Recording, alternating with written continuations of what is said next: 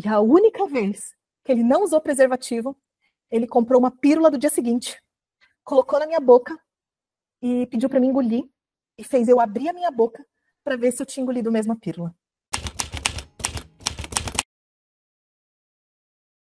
Foi uma infância muito rica, foi muito gostoso.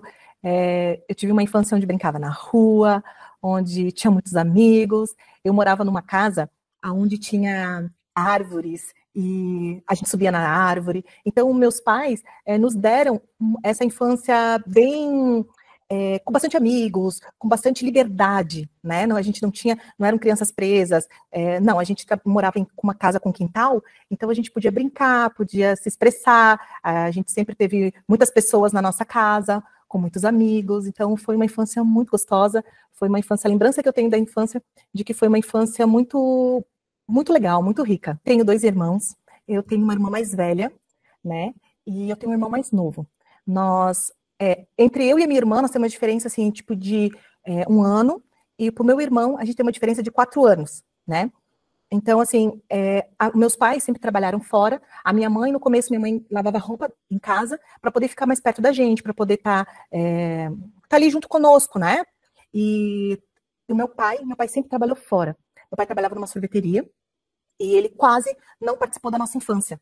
Então, porque ele trabalhava muito. E eu via isso, eu do lado de uma criança, eu via isso como se fosse a coisa mais maravilhosa do mundo. Porque eu pensava assim, nossa, como meu pai é trabalhador, como meu pai é dedicado, né?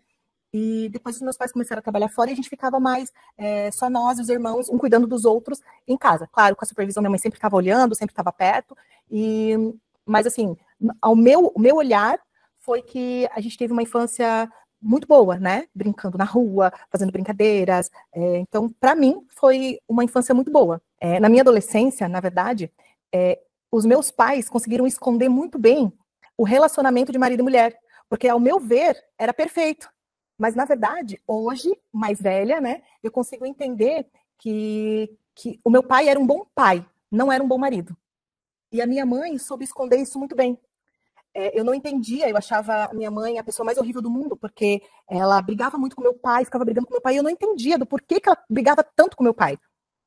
Porque o meu pai era um bom pai pra gente. Um dos meus olhos de criança, de adolescência, ali, essa passagenzinha ali de criança para adolescente, eu conseguia ver o meu pai como meu herói, como a pessoa, o super pai.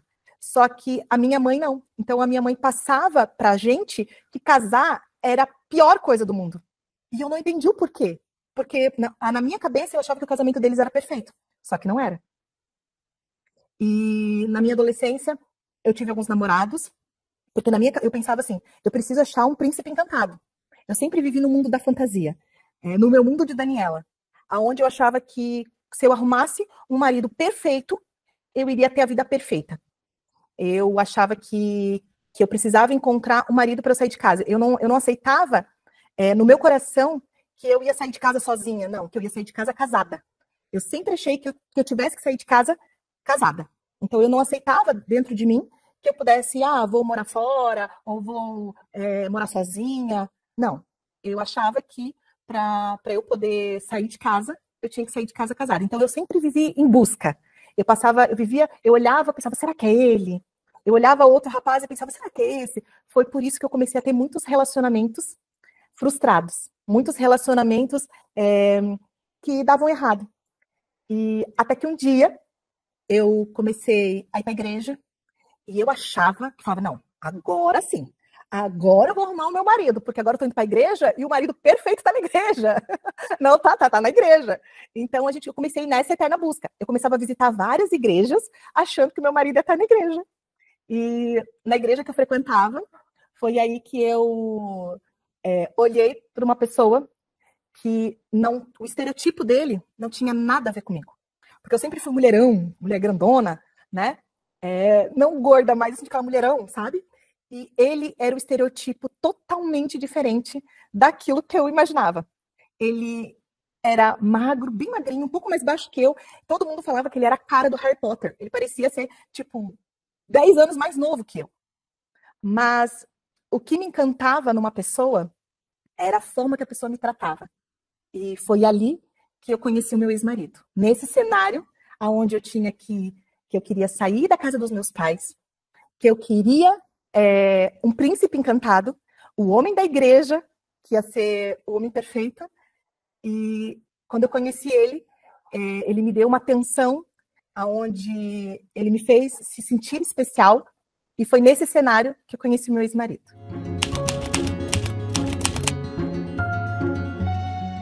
Nós nos conhecemos e foi lindo, lindo, foi algo assim de cinema. Eu fui convidada por uma amiga para participar de uma aula de música, onde ele tocava bateria. E nesse dia, assim, ele me deu toda a atenção. Eu fui cantar e ele me deu toda a atenção, pegou na minha mão e foi a coisa mais, assim, emocionante. Meu coração bateu mais forte e a gente saiu depois várias vezes para poder sair com a galera da igreja para jantar, e ele sempre foi muito atencioso, pagava a conta. Ali ele foi o príncipe encantado, assim. Ele nunca tinha tido namorada, ele nunca tinha tido relação sexual com ninguém, ele nunca tinha tido outra namorada. Tinha tido uma outra, assim, de beijinho, mas ele era o homem perfeito, virgem da igreja, mamãe e papai, tipo, ele era melhor amigo do pai e da mãe dele. Ó, fica ligado nesse detalhe. Ele era melhor amigo dos pais dele. E eu achava isso lindo, lindo, lindo. E aí a gente começou a sair, e daí um dia ele me acompanhou até a minha casa, e ele olhou para mim e falou assim: olha, Daniela, eu não quero namorar. Eu quero namorar para casar. E ali ele arrebatou meu coração e começamos a namorar. Dali em diante começamos a namorar. Para mim, que tinha meus 19 anos para 20 anos, eu estava um pouco confusa, porque eu comecei a fazer faculdade e eu comecei a entrar num outro mundo. Mesmo frequentando a igreja, eu comecei a entrar num mundo diferente. Eu comecei a ver, eu nunca tinha saído muito para festas, eu comecei a ter, sabe, aqueles encontrinhos com o pessoal da faculdade, e até que e o meu ex ali, tipo, sempre insistindo, queria ser aquele namorado, assim, maravilhoso, aquele namorado, assim, que quando eu ia atravessar a rua, um dia ele apareceu, assim, com o carro, assim, nossa, sabe, tipo, ele aparecia, então ele foi perfeito, e eu ficava em dúvida, eu tinha muita dúvida do casamento, do estar junto, até que, quando eu comecei a fazer faculdade, eu me apaixonei por um professor meu, e aí ele veio atrás de mim, ele lutou por mim, e eu pensei assim, gente, olha como é que eu tô louca. O rapaz me ama, ele tá atrás de mim, ele quer casar comigo. E eu tô aqui dando bobeira, querendo, tipo, aproveitar a vida, né? Achava que ele ia aproveitar a vida. E ele queria casar comigo, quer casar comigo. Então, eu acho que é ele. É ele sim. Ele, príncipe, é meu príncipe. É o homem que Deus escolheu para mim. E eu falei, eu vou casar com ele. E aí, ele mandou fazer... Eu saí da faculdade, porque como eu tinha me apaixonado por esse professor, eu queria realmente me livrar disso. Eu saí da faculdade e comecei meu curso de teologia. Comecei a fazer teologia, como a gente já estava dentro da igreja. Nós dois começamos a liderar o ministério de adolescentes. E juntos, o pastor incentivava a gente a casar, né? Falava, não, vamos casar, vamos casar. A família dele não era muito a favor, porque a gente tinha algumas briguinhas no namoro, mas coisa assim, bem, bem tranquila. Porque ele tinha muitas demonstrações muito grandes, assim, tipo, muitas demonstrações de amor, sabe? E aquela pessoa muito fervorosa. E aí eu falei assim, não, é o homem perfeito, eu vou casar com ele. E aí ele me pediu, a gente mandou fazer nossas alianças e a gente resolveu noivar. E o nosso noivado foi num café colonial lindo, ele chamou toda a minha família e ali ele fez uma surpresa e daí ali ele me pediu em casamento. E foi lindo, foi um dia muito lindo, e dali em diante nós começamos a planejar o nosso casamento. Depois que a gente noivou, nós começamos a planejar o nosso casamento. Ali eu tinha uma moto, e eu vendi a moto e a gente casou no restaurante mais lindo da nossa cidade. E a gente planejou tudo com muito carinho. E aí os pais dele estavam vivendo uma dificuldade financeira. E aí a gente fez um jantar para falar para os pais dele, né? Que a gente queria nos casar, que a gente queria se casar, né? E o pai dele olhou para mim e falou assim: olha, eu não tenho compromisso nenhum nesse dia. Tipo, se fez pouco caso, sabe? A minha família sempre apoiou, sempre deu muita força. E assim, foi muito difícil no nosso noivado, porque daí eu fiz o chá de panela, e daí a família dele, tipo, só falava assim, tipo, o importante é vocês convidarem, porque eles eram líderes da igreja, né? Só o importante é vocês convidarem os nossos amigos, né? As pessoas que a gente lidera. O resto, né, tipo, eles faziam um pouco caso. A gente quer convidar, mas eles não conseguiram nos ajudar. Eu até entendo que eles estavam passando por dificuldade financeira, mas ela olhava para mim, a minha sogra olhava para mim e falava assim: o meu casamento foi só um bolo, sabe? E ela não levou em consideração o meu sonho, né, de casar. Então, ela sempre fazia pouco caso. E ali eu comecei a perceber que eles não eram muito a favor do nosso casamento. Mas eu nunca soube o que realmente eles conversavam, porque isso eu fiquei sabendo no casamento, né? Depois, no casamento, que eu descobri tudo o que acontecia. Até que eles eram contra, né? O nosso casamento. Que no dia do nosso casamento, eles chamaram o meu ex-marido e falaram: você tem certeza que você casa com a Daniela? No dia do nosso casamento. Depois de já estar tudo preparado, tudo pronto. E aí a gente se aventurou, né? A gente alugou a nossa casa. E aí a minha mãe deu uma cama, e era isso que a gente tinha. Porque quando a gente preparou todo o nosso casamento, a gente achou que as pessoas, como eu sou fotógrafa de casamento, eu sempre estava em casamento. Então eu via as pessoas, os amigos que você convidava, presentear os casais. E aí eu comecei a ver que ninguém presenteava a gente. Então a gente começou a ver que eu comecei a me sentir rejeitada. Porque eu comecei a achar que eu não era bem vista, né? Que as pessoas não estavam contentes pelo nosso casamento, porque de 30 famílias que a gente convidou, nem 10 deu presente pra gente. Então eu falei assim, as pessoas vão nos ajudar, nós vamos, né, montar nossa casa. Só que não. A gente entrou num casamento somente com uma cama. Então, a cama que minha mãe me deu.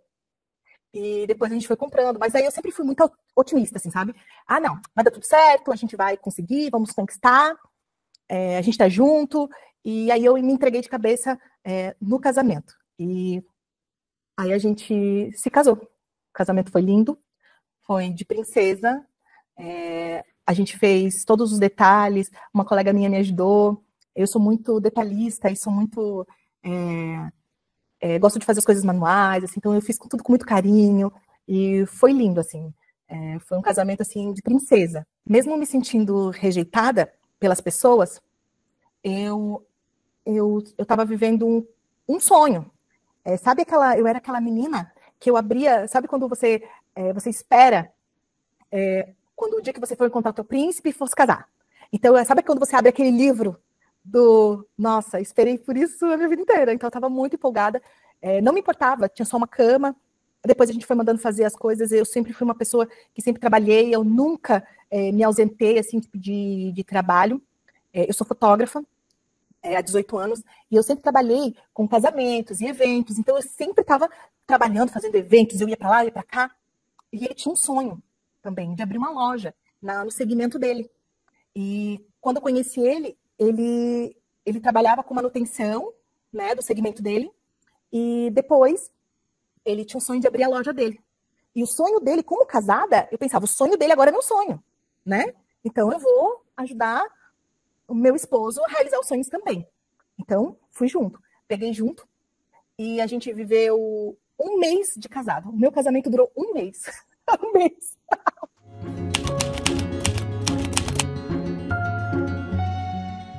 Nesse mês eu tava assim, tipo, vivendo, a gente tava trabalhando, indo pra lá e pra cá, resolvendo a vida, né? E depois desse mês, quando deu um mês de casamento, deu o ano novo, nós casamos em novembro. Em dezembro, na virada do ano, entraram na nossa casa, assaltaram a nossa casa, levaram todo o meu equipamento fotográfico e levaram meu notebook.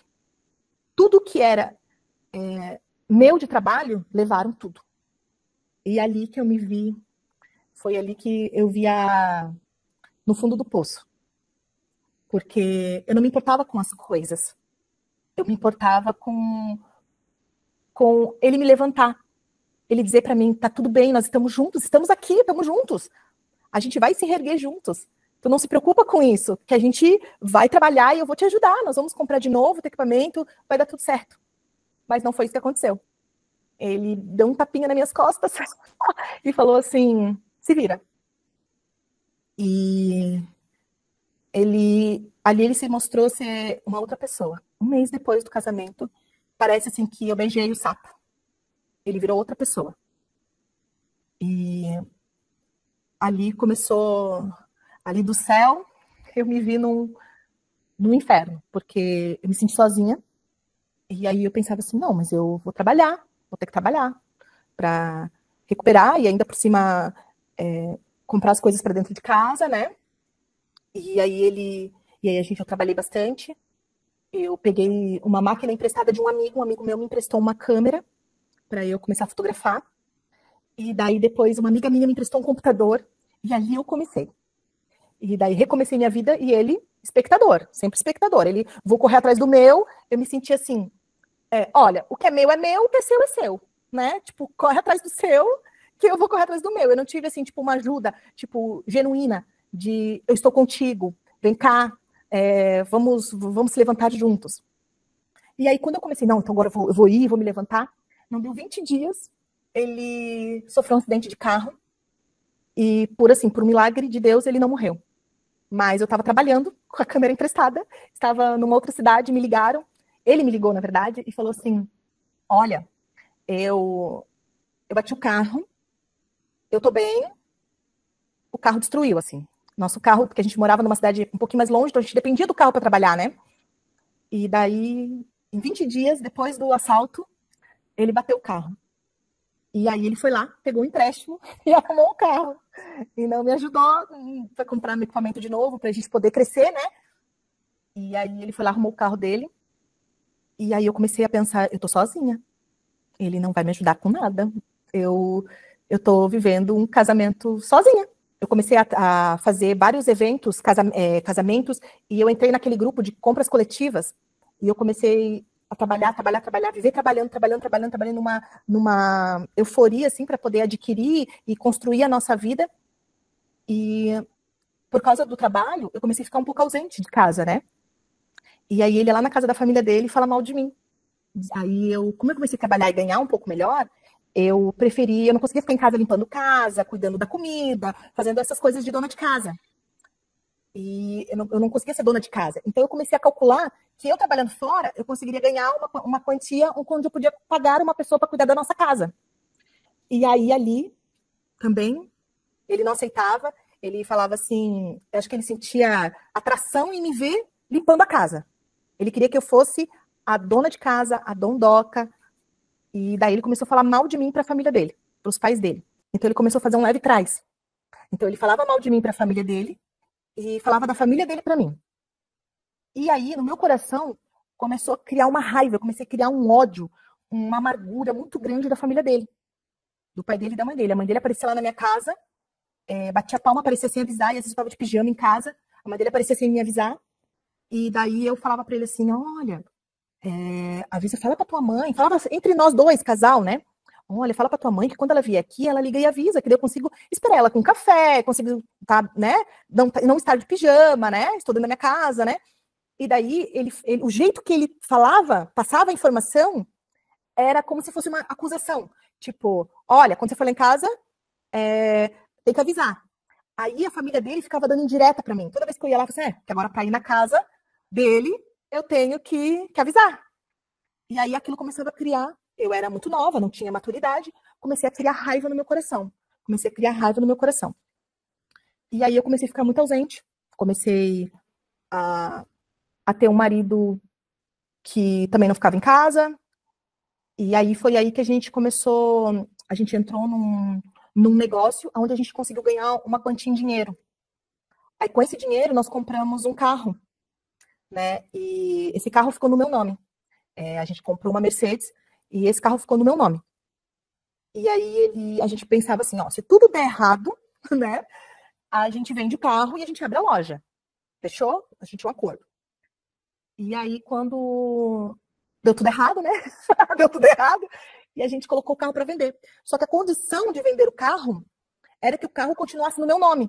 O cara que comprou o nosso carro, ele comprou o carro e continuou pagando as parcelas, ele deu o dinheiro, e aí ele realizou o sonho da vida dele, que era abrir a loja dele. E aí eu comecei a trabalhar muito mais do que eu já trabalhava. Eu comecei a trabalhar durante o dia na loja para fazer os clientes, porque como ele trabalhava na rua, eu atendi os clientes. O meu pai foi lá ajudar na loja, montar a loja. Os pais dele não foram em nenhum momento ajudar. Meu pai que foi lá, fez encanamento, tudo. Nós ajudamos com tudo. E daí ele abriu, realizou o sonho de abrir a loja. E aí a gente começou a trabalhar ali. Então eu trabalhava durante a semana, abrindo a loja, atendendo, e no final de semana ainda fotografava. Fotografava casamentos, eventos, e aqui, ó, trabalhando para poder, né, a gente construir a vida. Aí a gente viajava, e eu pensava assim, nossa, ele tá me vendo como uma pessoa que trabalha, uma pessoa que, né? E um dia numa viagem, a gente viajava para São Paulo para fazer compra, e ficava sem dormir, comia mal, nossa, passava viagem de compra, assim, voltava, fazia bate e volta. E uma vez, numa viagem, eu perguntei para ele assim, qual que é o teu maior sonho? Ele falou assim para mim, meu maior sonho é ter uma loja em sociedade com meu irmão. E daí eu me assustei, falei para ele, tá, e eu? E eu, como é que eu fico nisso? Aí ele, ai, sabe? E daí eu comecei a perceber que eu fui jogada de escanteio. Tipo, ele queria realizar o sonho, ele queria me usar para realizar os sonhos dele. E eu não fazia parte. Aí depois que a loja estava fazendo sucesso, um dia nós estávamos na igreja e a mãe dele me apresentou, tipo, chegou um casal e ele falou assim, olha, esse aqui é o meu filho. E eu do lado, assim, esse aqui é meu filho, o que tem a loja. Tipo, só que a loja era nossa. Nós dois éramos donos. Eu estava lá trabalhando com ele. Ele falou assim, olha aqui, ó, é o meu filho. Tipo, ele era uau, e eu nada. E aí a gente não podia mais passar todos os Réveillon, Natal, tudo, a gente tinha que passar com a família dele, porque, meu Deus, ele tinha algo assim que ele tinha que agradar a família dele. E eu não tinha percebido isso no namoro. E aí ele começou a querer agradar a família dele, e daí ele ia lá, aí a mãe dele, o pai dele, começava a esperar toda vez que eu trabalhava durante a semana, né, na loja, e no final de semana, quando eu ia fotografar, a mãe dele ligava e falava assim, o que a Dani vai fazer hoje? Vem pra cá, vem aqui pra minha casa. E aí eu comecei a ficar excluída, porque daí eles só convidavam a gente para ir lá quando eu tinha trabalho. Então eu comecei a ficar rejeitada. Então, tipo, toda vez que acontecia alguma coisa, ele nunca me contava, era tudo surpresa. Sabe? Nossa, mas você não me contou isso. Ah, tipo, eu não fazia parte da família dele. Eu não fazia parte de nada da família dele. E aí, como a gente começou a ficar distante, começamos a ficar distante, e aí toda vez que a gente tinha como é que é?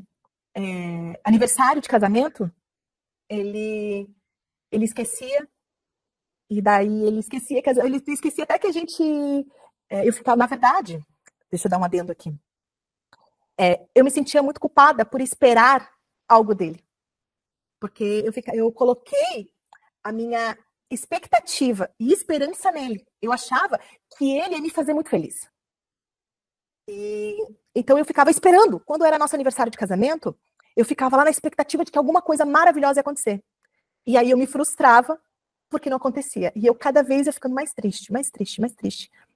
E eu não contava nada para minha família, né, para os meus pais. Eu sempre falava bem dele.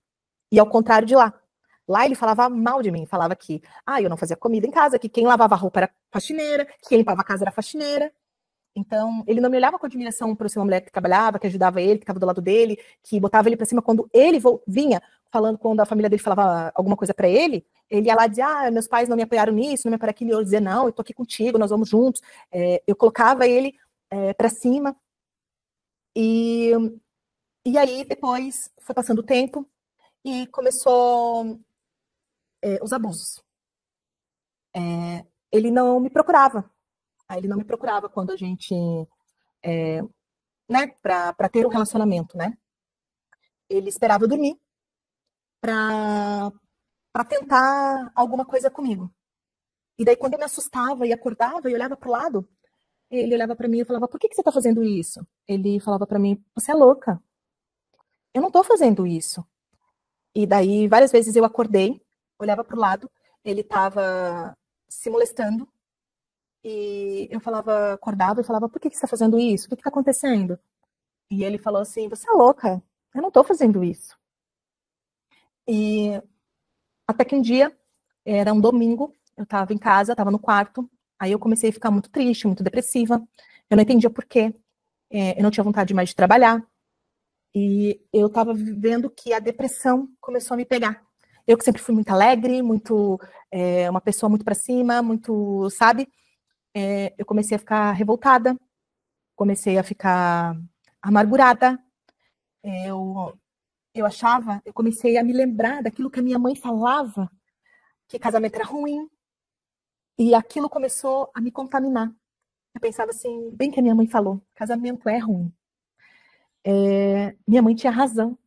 Ser casada, e agora eu tô vivendo aqui, gente, eu tô num casamento infeliz, porque eu tô ajudando, eu tô trabalhando, ele não quer que eu fique lá, ele não me vê como uma parceira, e daí era um domingo, eu tava dormindo, tava na cama, e eu percebi que ele tava com o notebook na sala, e daí uma pessoa entrou em contato com ele, e aí ele tava tendo aqueles golpes, da onde a pessoa entra em contato, começa a conversar, e pede para a pessoa tirar a roupa.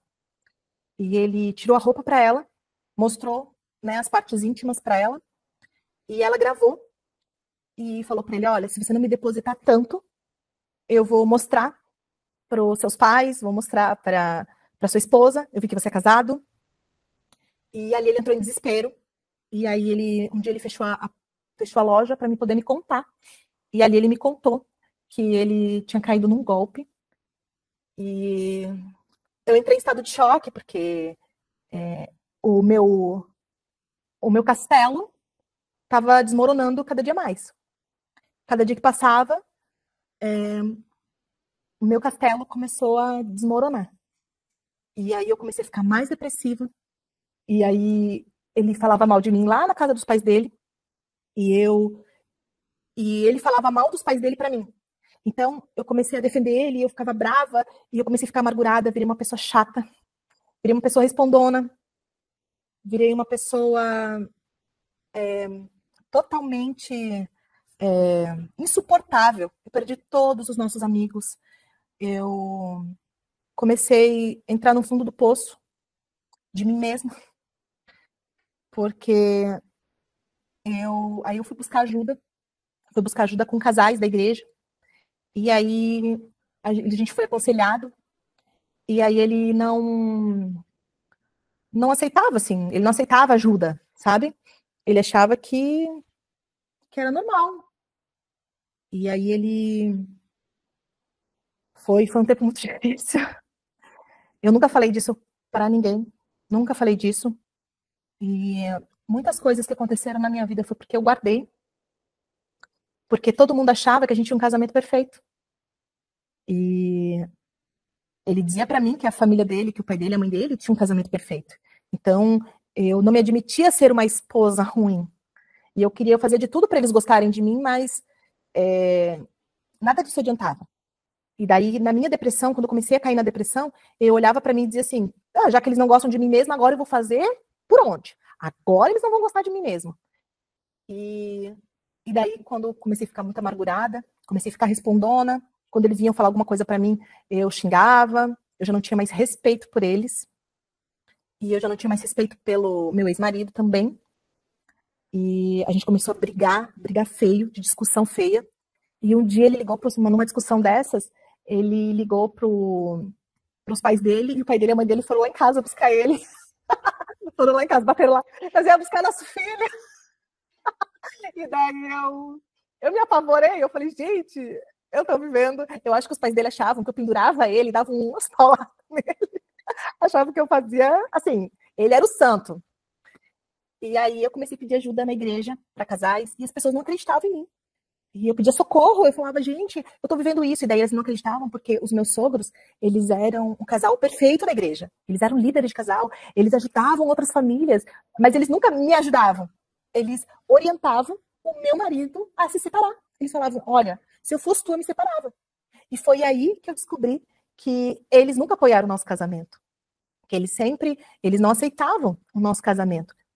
E aquilo começou a me deixar amargurada. E até que um casal foi lá em casa e ele falou para um casal, a Dani veio para me separar dos pais dele. E ali eu comecei a entender que tudo isso que eu estava vivendo era uma rejeição dentro do casamento. Eu comecei a ver que o casamento era ruim, Na verdade, pra mim, né? Nos meus olhos. Ser casada era ruim. E aí, quando eu comecei a olhar a minha vida, eu falei, gente, eu vou viver isso pro resto da vida. O resto da vida é muito tempo. E eu não tenho pressa pra morrer. E aí, quando eu pensava felizes pra sempre, eu não tô vivendo esse felizes pra sempre. E todo mundo que casava, eu tinha pavor. Eu parei de fotografar casamento. Parei total de fotografar, porque eu não acreditava mais no casamento. Isso afetou a minha vida profissional. Eu achava horrível. Toda vez que eu via alguém casando, é, eu passava mal. E aí foi aí que eu resolvi mudar de área. Eu comecei a fotografar partos, porque eu entendia que existia ex-marido, mas não existe ex-filho. E aí eu também queria ter filhos, né, com ele, né? Então, ele nunca aceitou ter filhos. Ele falava assim, como eu não me dava bem com a família dele, ele falava assim, eu não vou ter filhos enquanto você não se dá bem com a minha família. Então, a mãe dele que decidia se a gente ia ter filho ou não. Era isso que ele passava para mim. Ele falava assim, não, não é a hora da gente ter filho. Então, ele sempre usou preservativo. A gente nunca, desde o nosso casamento, a gente ficou 6 anos, quase 7 anos casado, ele sempre usou preservativo. E a única vez que ele não usou preservativo, ele comprou uma pílula do dia seguinte, colocou na minha boca e pediu para mim engolir e fez eu abrir a minha boca para ver se eu tinha engolido mesmo a pílula.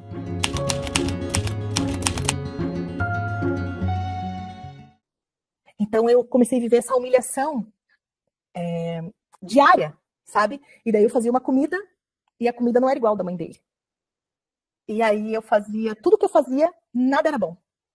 E aí começou a vir essa rejeição, a depressão. E aí eu comecei a me afundar. Eu não tinha mais vontade de levantar da cama. E ele me olhava quando eu me sentia muito cansada, eu me sentia muito exausta, esgotada, ele fechava a porta do quarto e me olhava com aquela cara de tipo, nossa, que fraca, nossa, que sabe, de rejeição mesmo, sabe? Passei assim muito tempo nessa situação e um dia resolvi, falei assim, eu não posso viver assim. Eu não aceito mais viver assim. E foi aí que um dia, eu trabalhando na loja, eu estava lá na loja e estava o irmão dele começou a trabalhar lá na loja com a gente. A gente já começou a ter outros funcionários e tal. E aí, o irmão dele, eu não podia, ele tinha tanto medo da família dele, que eu não podia responder nada. Então, o irmão dele falou uma coisa pra mim, eu que sou o dono aqui, ele falou, eu sou o segundo dono. Eu falei, como assim você é o dono? Tipo, eu que sou eu e ele que nós somos, né? Nós que somos os donos aqui, né? Da loja. E aí ele não me defendeu, ele não me defendia pros pais dele, não me defendia. E ali eu falei, acabou meu tempo aqui. Porque daí ele não me defendeu e ele me tratou mal na frente do irmão dele, da família dele. E ali eu falei, não, então tá na hora de eu fazer o que eu sempre fiz de melhor, que era fotografar, voltar com o meu negócio, eu vou sair daqui da loja e, e aí eu vou abrir meu negócio. Claro que eu pedi muitos conselhos, fui falar com várias pessoas para ver se eu estava tomando a decisão certa, né? E aí uma colega minha falou, não, Dani, então, como ele não te aceita ali na loja, ele não te vê como uma pessoa que tá para somar, porque na cabeça dele eu vinha para dividir, eu vim para dividir ele da família dele. E o maior sonho da vida dele era ser sócio do irmão. Então eu não me sentia dentro dos sonhos dele. Eu não me sentia parte dos sonhos dele. Eu não estava inclusa, ele não queria ter filho comigo. Eu estava me sentindo assim uma intrusa, realmente, na família dele. E aí, a minha amiga queria abrir novamente, ela trabalhava com decoração, e ela falou, Dani, vamos abrir uma sala juntas? E eu conversei com ele, ele falou, ah! E aí eu abri um cantinho, numa salinha, a gente alugou uma sala, que é onde eu estou hoje. Aí a gente abriu essa salinha, eu tinha só um cantinho da sala, porque ela trabalhava com decoração, então estava tudo aqui. A gente começou a trabalhar separados, então ele começou a trabalhar lá na loja, e eu abri aqui. E aí eu comecei a entender que eu não queria mais fotografar casamento, porque eu me sentia triste, e comecei a fotografar partos. E aí entrei nesse nicho, e aí eu me realizei. Eu comecei a me sentir bem, aí tinha uma moto, eu tinha uma motinho, e comecei a atender nos hospitais. E, nossa, eu fiquei muito realizada. E daí, quando eu comecei a me realizar de novo, eu comecei a perceber que eu chegava na maternidade toda suja, porque na moto, às vezes pegava chuva, e chegava com os cabelos todo bagunçado. E aí eu comecei a entender que eu precisaria de um carro. E aí, foi aí que daí eu sentei e fiz um planejamento, eu fiz um plano, botei assim, ó, quantos partos eu fotografo no mês? Se eu pegar tanto, dá para pagar uma parcela tanto de um carro. Se eu vender a minha moto, eu fiz tipo um plano, sentei com ele e falei, olha, tá aqui, eu preciso de um carro. E se eu trabalhar nessa constância que eu estou, a gente consegue pagar um carro. Aí ele, não sei bem. E daí um dia, ele me levou para ver um carro. Parecia uma criança. Nossa, eu olhei todos os carros, eu saí saltitando, parecia uma criança. E daí eu fiquei tão feliz. Nossa, eu fiquei lá em cima, assim. Falei, nossa, foi um dos dias mais felizes. Eu ia ter o meu próprio carro. E aí, eu escolhi o carro, entrei dentro do carro e falei, é esse. Só que o meu carro era um pouco mais novo do que o dele, o carro que ele tinha. E o carro que ele tinha era uma opção dele. Ele que gostava daquele modelo, ele que gosta de carro mais antigo. Eu não, eu sempre gostei de carros mais novos. Então, eu escolhi, claro, um carro mais novo, um carro alto, um carro bonito. E aí, na hora que a gente sentou, o rapaz falou assim para mim assim, olha, Dani, o teu carro, o teu nome não dá para financiar um carro. Porque você já tem, lembra? Você já tem um carro financiado no teu nome. Que era o carro que o cara estava pagando para ele ter a loja dele, o sonho da loja dele. Mas, fulano, dá para fazer no teu nome, né? Vocês são casados? Sim. Aí, não, então faz no teu nome o carro para ela, dá certinho. Aí ele falou, ele fechou a cara e aí a gente foi para casa. Chegou em casa, ele olhou para mim e falou assim: olha, o combinado não era esse. Não era você financiar o carro no meu nome. Eu não sei se você vai pagar. Eu não sei se você vai pagar o carro. Eu não sei se o teu negócio vai dar certo. Eu não sei se tu vai pagar o carro. Ali eu pensei, gente, eu tô dormindo com o meu inimigo. Eu tô dormindo com o meu inimigo. Porque, tipo assim, toda vez que era para ajudar ele, tipo, eu tava correndo risco, eu não pude financiar um carro no meu nome para me poder ajudar ele.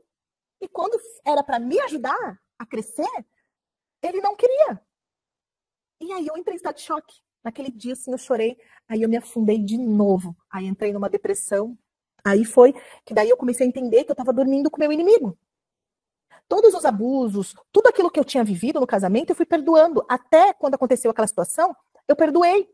Porque a mulher, ela quando ela quer que o casamento dê certo, ela faz de tudo para dar certo. Mas quando ela não quer mais, a gente vive. Eu vivi, na verdade, um luto estando casada. O luto foi. Ali eu percebi que meu casamento já tinha acabado. E aí foi ali que eu comecei a viver uma depressão. E aí fazia um tempo que eu já não falava mais, porque daí eu comecei a ter briga com a família dele. E aí eu fiquei muito tempo sem falar com a família dele. Então eu não sabia mais o que acontecia lá. Eu fui orientada. Antes eu proibia ele de ir na casa da família dele. Eu falava, eu não quero mais que você vá lá na casa dos seus pais. Só que daí um tempo, quando eu abri o estúdio, eu pensei, sabe de uma coisa? Vá lá para casa dos teus pais, faça o que você achar que tem que fazer. Se te faz feliz, faça, mesmo não gostando. Então, mas eu fiquei de fora, né? Eu comecei a cuidar do meu e deixei ele para lá. E aí, eu falei, gente, eu tô sozinha. Eu abri o estúdio sozinha, ele não me ajudou com R$ 1. E aí, a minha amiga que dividia a sala comigo, ela viu que eu comecei a crescer, e ela saiu da sala. E ela perguntou se eu queria ficar com a sala toda. Então, tipo, é uma sala de 85 metros quadrados. E daí, então, o meu estúdio ia crescer. E aí eu chamei ele para conversar mais uma vez. E daí ele, tá, tipo, né? Faz o que você achar melhor. E aí eu tentava explicar para ele: olha, isso aqui é nosso, é pra gente. E daí eu falava para ele: vamos então num retiro de casais. Eu tentava ainda, mesmo sabendo que, que eu estava vivendo um luto, eu tentava resgatar meu casamento, eu procurava ajuda. E eu tentava gritar para as pessoas: gente, eu preciso de ajuda, e ninguém me ajudava. E todo mundo me achava louca. Eu me tornei a louca. A família dele virou as costas para mim. nunca vieram me procurar para saber como que eu me sentia, como que eu estava.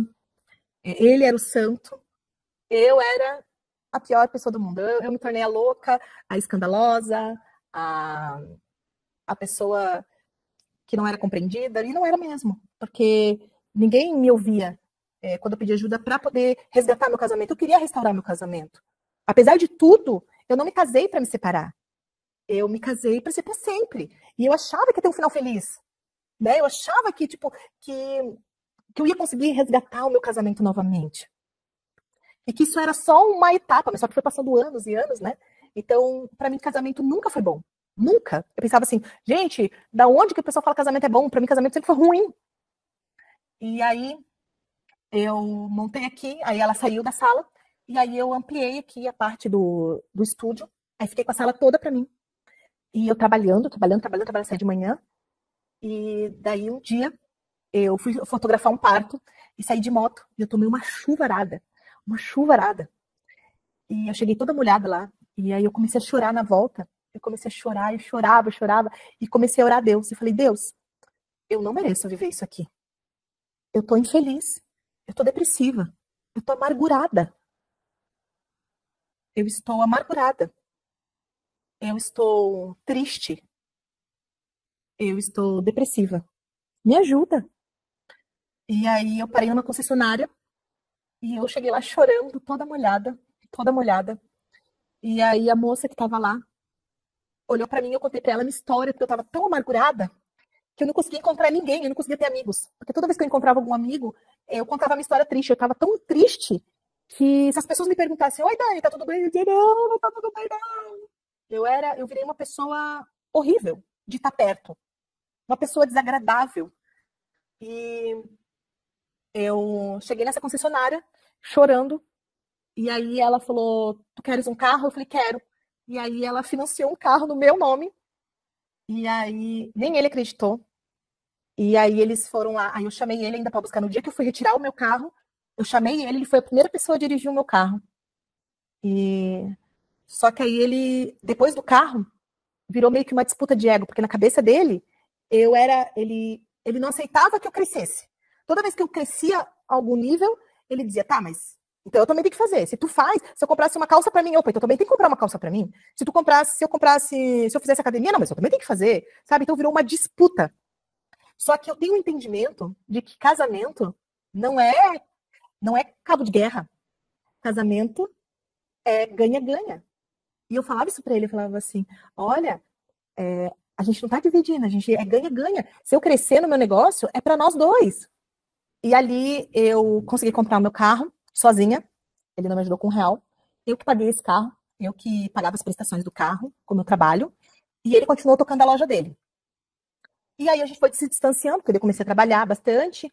E a gente começou a ficar totalmente distante. E aí eu comecei a ter muito sucesso no que eu faço, comecei a crescer com o meu negócio.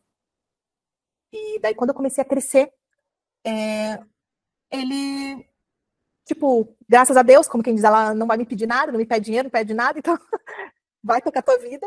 Ele começou a tocar dele e nós ficamos separados, casados. Dentro da mesma casa, mas duas pessoas totalmente, não tinha diálogo, não tinha nada. E aí eu comecei a reforma aqui do estúdio. E aí veio a minha cartada final. Eu busquei uma amiga que ela trabalhava na igreja e eu falei assim, eu quero restaurar o meu casamento. E aí eu chamei ela, ela veio aqui no meu estúdio, eu na reforma, aqui naquela coisa de tipo de estar aqui, né? E aí a gente ia num retiro de casais. E aí eu quis escrever a gente um retiro de casais para que a gente pudesse restaurar o nosso casamento. E aí eu pedi para ele pra gente ir nesse retiro, pra gente restaurar o nosso casamento. E mesmo assim, com meu coração entristecido, eu já não queria mais tanto, mas eu acreditava lá no fundo, eu ainda achava que ia ter uma salvação, uma luz no fim do túnel. E aí eu pedi para essa amiga me ajudar. Ela entrou em contato com ele. Eu falei com ele, falei, vamos restaurar o nosso casamento. Ele falou, olha, eu não acredito que um retiro vá mudar alguma coisa. E ali, de novo, o meu castelinho, porque eu ainda tava com uma esperança, sabe aquele último fôlegozinho, aquele último, né? Ele daí desmoronou tudo de novo. Meu mundo caiu. E aí a gente não foi no retiro, no dia do retiro eu chorei assim, ó, eu chorei amargamente. Eu chorei muito, muito, muito, muito. E aí o irmão dele se formou. E daí eu não falava mais com a família dele durante um tempo, né? Mas assim, tipo, eu não falava mais com eles e ele também não me falava mais nada sobre a família dele, né? E aí a mãe dele mandou um convite para mim da formatura. Quando a mãe dele mandou o convite da formatura, eu olhei para ele e falei assim: olha, fulano, a tua mãe me mandou o convite da formatura, o que você acha? Tu acha que, tipo, aí na minha cabeça, né? Eu pensei, não, será que eles querem uma reaproximação, alguma coisa assim, né? Eu falei, o que você acha? Ele olhou para mim e falou assim: se eu fosse tu, eu não ia. Aí eu pensei assim, como assim, se eu fosse tu, eu não ia? Tipo, então não é pra mim ir na formatura? E daí ele falou assim, não, se eu fosse você, eu não ia.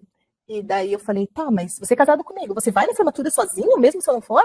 Ele falou, é fora de cogitação eu não ir na formatura do meu irmão.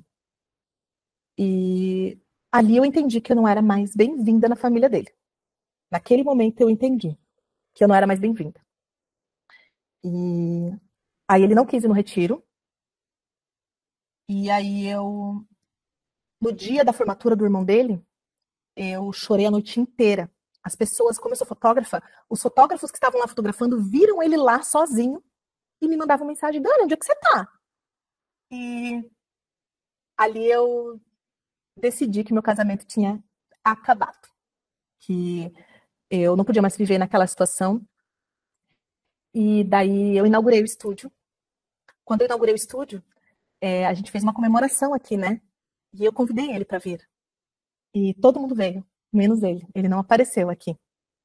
E ali eu já tinha determinado, eu já tinha vivido todo aquele luto, eu já tinha passado pela depressão dentro do casamento. Então, o meu luto foi durante o casamento. Ali, nesse tempo que a gente ficou meio que separados, estando casados, eu já não via mais sentido em nada. Então, tipo, sair com ele já não tinha mais tanta graça, porque daí, tipo, eu comecei a fazer coisa sozinha, comecei a apreciar minha própria companhia, antes eu não podia, no começo ali do nosso namoro, eu não podia nem ir no shopping sozinha, porque eu gostava muito da companhia dele. Depois, eu comecei a ter uma vida tão sozinha que para mim poder me reerguer da depressão, eu comecei a ter que me olhar e apreciar minha própria companhia.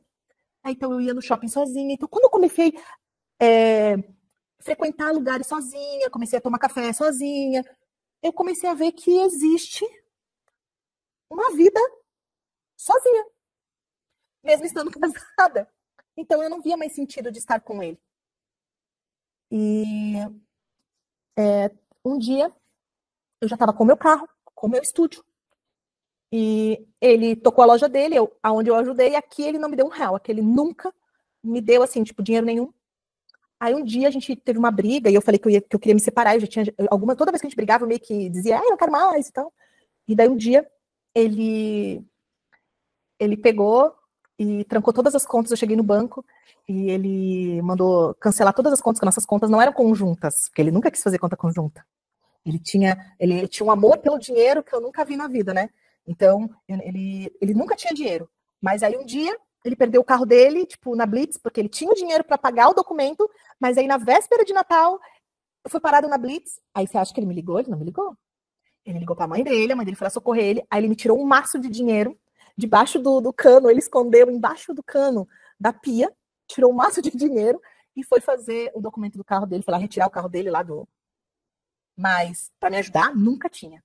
Ele achava, na cabeça dele, ele achava que eu queria o dinheiro dele. Quando eu falava para ele, vamos viajar junto, a gente nunca viajou junto, assim, tipo, para um lugar gostoso, tirar uma lua de mel, nunca, nem lua de mel a gente teve. Então, eu vivi só como eu me senti, que ele me usou para crescer, e depois, quando eu fiquei mal, assim, quando eu fiquei mal das pernas, ele, tipo, me largou. E aí, ali eu decidi que eu não queria mais. E aí eu dei um prazo para mim mesma. Eu falei que daqui 2 semanas, se nada acontecesse, eu iria embora. E quando deu, eu lembro até hoje, foi numa segunda-feira, eu peguei o meu carro, peguei 3 sacos de lixo, abri 3 sacos de lixo, cheguei em casa, porque ele começou a chegar em casa 10 horas da noite, 11 horas da noite, porque não tava nem aí. E aí eu abri 3 sacos de lixo e eu coloquei o que dava e eu fui embora para casa da minha mãe. Ali, eu ele veio atrás de mim, né? Ele veio, quis conversar e eu falei que eu não queria mais, porque daí, tipo, é, eu acho que a família dele achou que a família dele achou que, tipo, ela me deixou e foi fácil para ela. Claro que não. Foi a situação mais difícil da minha vida, porque todos os sonhos, tudo aquilo que eu vivi de menina, todos os sonhos que eu pensava assim, vou ter filho, vou casar, vou ser feliz para sempre, foi tudo por água abaixo. Tudo morreu. O sonho de ser mãe, de ter uma vida legal, de ter um marido parceiro, tudo aquilo foi por água abaixo. E aí eu fui para casa da minha mãe, e naquele dia eu saí, comprei uma cama, porque daí eu tava lá, quando eu cheguei na casa da minha mãe, ainda tinha minha cama de solteira, né? Então eu falei, eu não. Poxa, eu saí da minha casa eu tinha um conforto, né? Depois eu fui comprando as coisas sozinha, porque daí eu comprei. Minha mãe trocou a minha cama, eu comprei cabeceira, eu comprei todos os móveis da casa, fui eu que comprei. Em nenhum momento ele saiu para comprar. Não. Tudo que ele tinha era para ele, pro carro dele, para as coisas dele. Aí eu ainda fiquei com a dívida ainda dos móveis que eu botei dentro da casa. Porque ele ficou com todos os móveis. Eu saí de casa, fui eu que saí de casa, e ele ficou com tudo. E eu. E ali, imagina, eu deixei toda a minha casa, meu conforto, do meu lar, a minha casinha. Aí a gente tinha uma televisão bem velhinha, que era a televisão do meu quarto. E daí eu fui lá, a gente foi lá, lutou, eu fui lá, dei jeito e comprei uma televisão bonita para nossa casa. Então, tipo, tudo foi muito lutado. E, né, sofá, tudo assim, ficou tudo para ele. Ficou tudo. E aí, quando eu saí da casa, fui para casa dos meus pais, eu saí, comprei uma cama, fui, comprei lençol, comprei jogo de cama, tudo. E foi o único dia que eu dormi assim, ó. Eu não sei nem explicar como é que eu dormi naquela noite. Porque eu dormi com uma paz. Porque eu vivia uma amargura tão grande, eu vivia uma opressão tão grande dentro do casamento, que eu nem consigo explicar de tanta dor que eu sentia. E aí eu falei, eu preciso recomeçar minha vida. E daí ele ficou vindo atrás de mim. E daí eu comecei a sair, depois de um tempo, uns 4 meses, eu conheci uma outra pessoa. E daí ele começou a me perseguir, ele me perseguia com com o farol sem desligado à noite. Quando eu olhava, levava um susto, ele aparecia assim, sabe, do nada. Aí ele começou a me ligar, me perseguir, e daí. E assim, foi. Eu tive que ligar para a família dele e falar: olha, pelo amor de Deus, pede para ele parar. E daí começou essa perseguição, até que a gente conseguiu se desvincular totalmente. Ele arrumou uma outra namorada, e daí a gente se desvinculou, conseguimos fazer o divórcio. Na verdade, os pais dele obrigaram ele a fazer o divórcio, né? Foi os pais dele que obrigaram. E ele tentou de novo, mas daí ali, para mim, já não. A mulher é assim, ó. Quando a gente quer, a gente luta até o final. A gente luta. Mas também, quando a gente não quer mais, não adianta vir pintado de ouro. E aí, o que mais me magoou disso tudo foi que tudo aquilo que eu queria fazer com ele, eu nunca tinha andado de avião. Eu sempre quis fazer um cruzeiro. Minha banda favorita é Roupa Nova. Eu sempre quis ir no cruzeiro do Roupa Nova. Meu sonho era fazer isso. Aí depois, ir para Gramado. Eu sempre quis fazer as coisas com ele. E eu pedia para ele, vamos fazer as coisas juntos. Sempre era não. Aí quando a gente se separou, ele voltou a me prometer, ele queria ser de novo aquele homem que ele me enganou naquela época, no namoro. Ele começou a me procurar, não, porque... E aí todo mundo começou a me achar bruxa. Eu virei a bruxa. Porque, tipo, nossa, coitado, ele tá indo na igreja, orar, pedir pelo amor de Deus pra me voltar pra ele, pra restaurar nosso casamento. Só que daí eu já tinha vivido 6 anos da minha vida lutando pelo nosso casamento. E quando eu pedi ajuda, pedi socorro, ninguém me ajudou. E aí depois, quando eu não quis mais, todo mundo começou a querer, tipo, que eu voltasse para ele. Todo mundo começou a me condenar, falar de mim, então eu tive que meio que me isolar um pouco de tudo, da igreja, porque daí o povo da igreja começou, nossa, ela abandonou ele, ela tá com outra pessoa, né?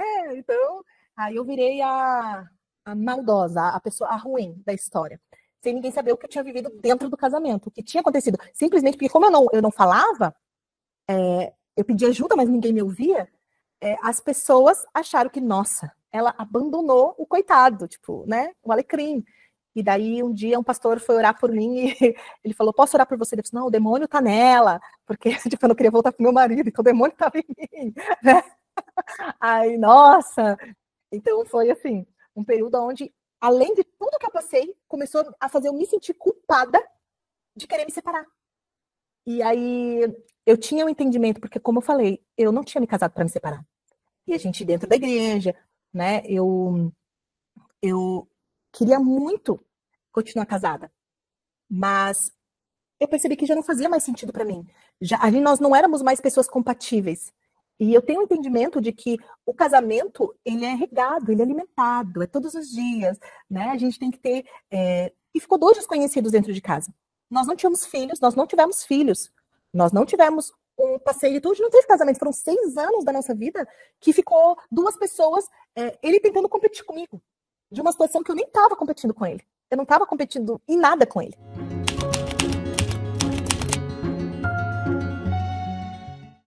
E aí eu fui pra casa da minha mãe, e daí depois de uns 4 meses, 4, 5 meses, eu comecei a namorar uma outra pessoa. Tive um outro namorado, um outro relacionamento, aonde eu conheci ele num site de relacionamentos. Eu entrei num site de relacionamento, e daí a gente começou a conversar, e daí a gente resolveu se encontrar. Ele não morava nessa cidade, ele morava numa outra cidade, então eu já tinha meu carro, eu já estava com uma independência, já estava... né, fui em busca, já não dependia de nada. E até um detalhe que eu não contei, no meu divórcio, quando a gente foi divorciar, eu abri a loja junto com ele, né? E aqui ele não me ajudou com nada. Aí no divórcio, ele falou, então vamos fazer o seguinte, você fica com o teu negócio, eu fico com o meu, para não dividir o negócio dele comigo. Então, tipo assim, tu fica com o teu negócio e eu fico com o meu. Então, né? Ele, hoje, claro, a empresa dele vale, na época também, a empresa dele começou a valer muito, né? Então, eu poderia ter saído bem nesse divórcio, mas como eu saí de casa, ele ficou com todos os móveis, ficou com a loja dele, com o carro dele, né? Então, eu não peguei nada do que era dele, e daí ele me ajudou, tipo, ele me deu um valor ali em dinheiro, mas ele não me deu o valor inteiro, ele me deu picado ainda, porque ele não queria que eu, tipo assim, nunca quis que eu tivesse dinheiro, me dava picado, me deu picado ali, que foi um pouquinho ali só, que não deu para nada, né? E aí, tá, eu conheci esse rapaz num site de relacionamento, e aí ele me acolheu com todo carinho, ele foi uma pessoa incrível na minha vida, a família dele, eu estava bem arredia com família, e ele fez eu ver a vida de uma outra forma, ele me incentivou, ele torcia por mim, era tão engraçado, porque eu adoro cantar, eu sempre gostei muito de cantar, não sou profissional, mas assim, tipo, gosto de me expressar cantando, e ele torcia por mim, era uma pessoa super legal, só que ele morava numa outra cidade, e eu comecei a ter traumas, e daí depois disso a gente terminou, e eu entrei num relacionamento abusivo, e depois que eu tive esse relacionamento abusivo, eu consegui sair disso. E depois que eu consegui me reerguer, eu pensei assim, o quê? Eu passei já por um divórcio, você acha que eu não saio disso aqui não? Saio sim, vixe, já passei por tanta coisa na minha vida, não é agora que eu vou me deixar cair, né? E depois que eu me reergui desse relacionamento abusivo, eu comecei a me autoconhecer e entender que não era o fim do mundo. Quando eu entrei nesse relacionamento abusivo, eu achava que eu tinha que dar certo com alguém, porque, tipo, nossa, tá dando errado, tá dando errado, tá dando errado. E eu achava que o problema estava comigo. E eu comecei a entender que existia uma vida. Eu passei por uma constelação familiar, onde eu entendi sobre meus traumas de infância, sobre o meu eu, sobre ser feliz comigo mesma, sobre me amar, sobre me valorizar. E eu usei do que eu vivi dentro do meu espaço, onde eu trabalho, para receber mulheres, mães, mulheres que eram fragilizadas. E quantas pessoas já passaram por aqui que eu pude dar um conselho, pude dar uma palavra, que eu pude ajudar, e eu comecei a entender a minha missão de vida. Eu não entendia por que eu passei por tudo isso. E eu achava realmente que eu não merecia. Eu não fui uma esposa 100%, porque eu também tenho minha parcela de culpa. Não existe um casamento que deu errado por culpa de um. A culpa sempre é dos dois. Mas eu entendi a minha parcela de culpa. E entendi que tá tudo bem se divorciar. Tá tudo bem. E que dá para ser feliz depois disso. Dá sim. E eu usei disso para ajudar outras mulheres através do que eu faço, da minha profissão e através da minha vivência, daquilo que eu vivi. Um relacionamento é sempre feito com duas pessoas. Então, eu entendo hoje que eu fui criada de uma forma, a pessoa foi criada de outra, e ali a gente vai se moldar para a gente ter um relacionamento saudável.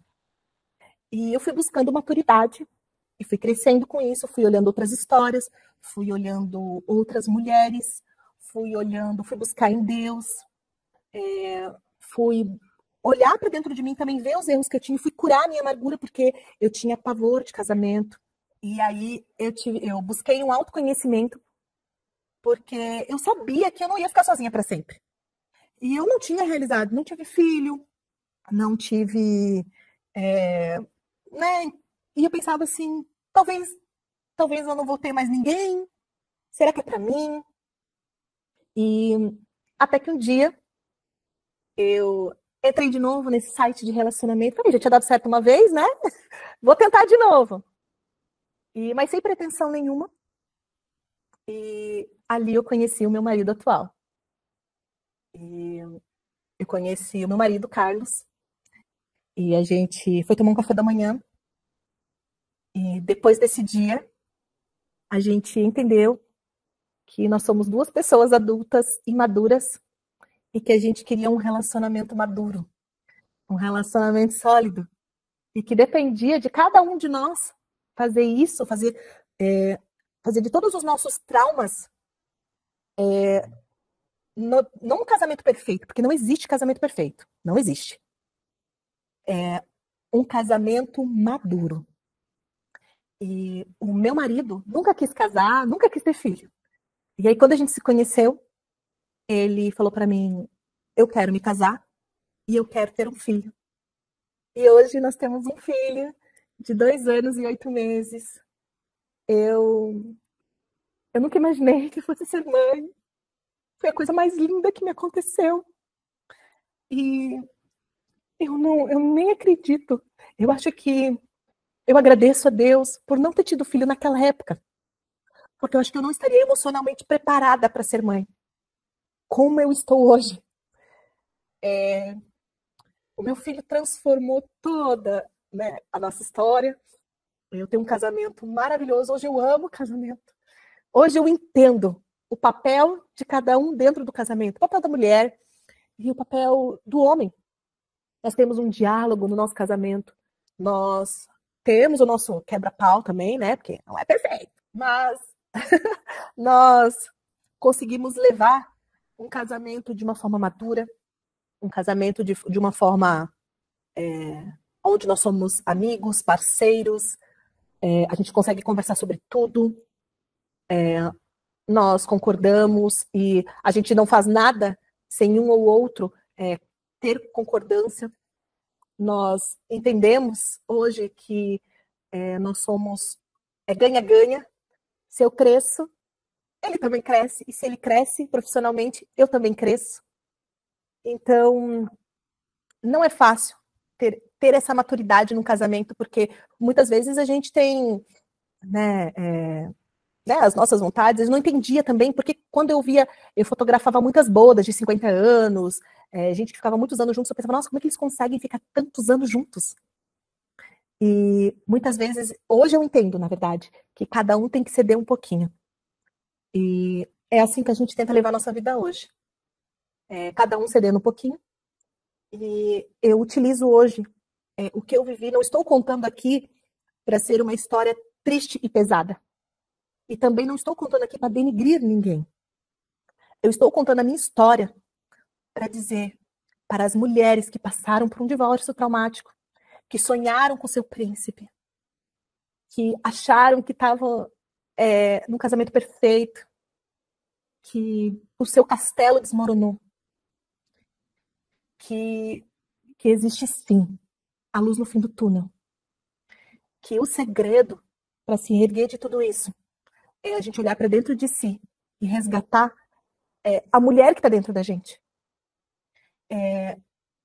Ocupar a mente, trabalhando, lendo, se especializando em alguma coisa, fazendo um curso e ajudando outras pessoas a não passar pelo que a gente passou.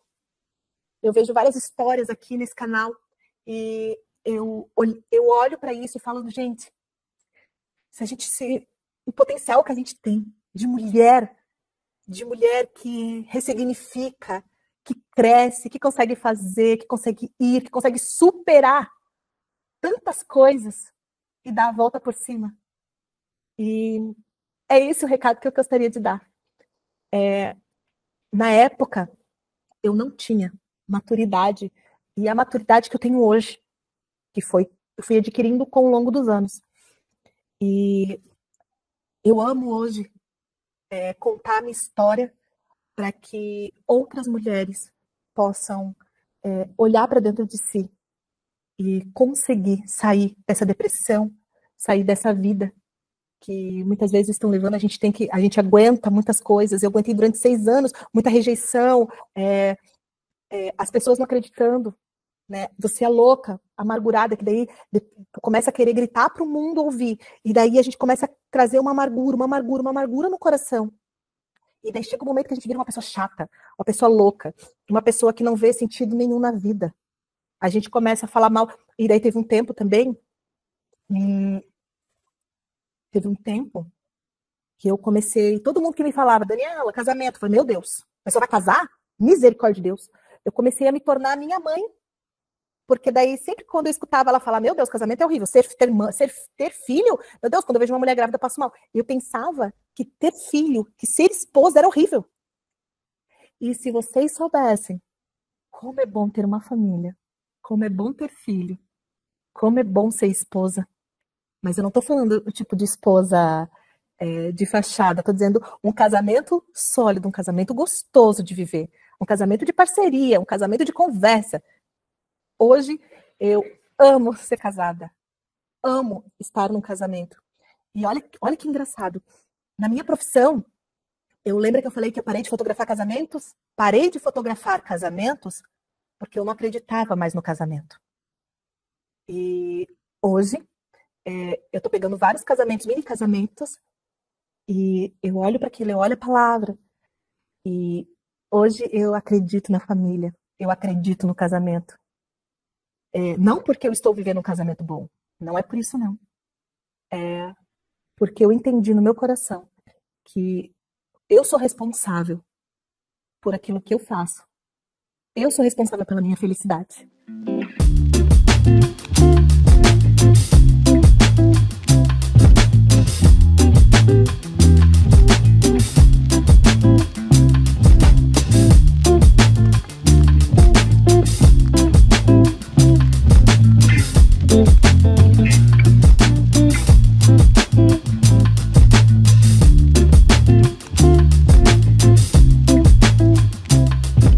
E aí, o que você achou da história da Daniela? Compartilhe essa história com todo mundo que você gosta, comenta para eu saber o que você achou, e não se esqueça que essa história já ficou no passado, a Daniela não pode voltar lá e fazer diferente, portanto, seja sempre gentil e cuidadosa com as palavras.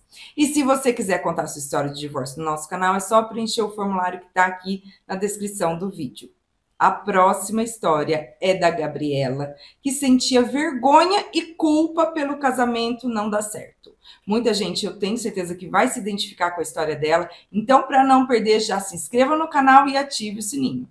E você já conhece o nosso novo canal? É o Superações. São histórias emocionantes e inspiradoras de mulheres que você precisa conhecer. Então, já se inscreva no nosso novo canal. Tem o link para se inscrever aqui na descrição do vídeo. Ele conteve meus 2 braços assim, de atrás das costas, e ele pegou a cinta dele e começou a bater na minha perna. Ele pegou a cinta, começou a bater na minha perna, e falou que iria me educar, tudo que meu pai nunca tinha me educado, mais uma vez.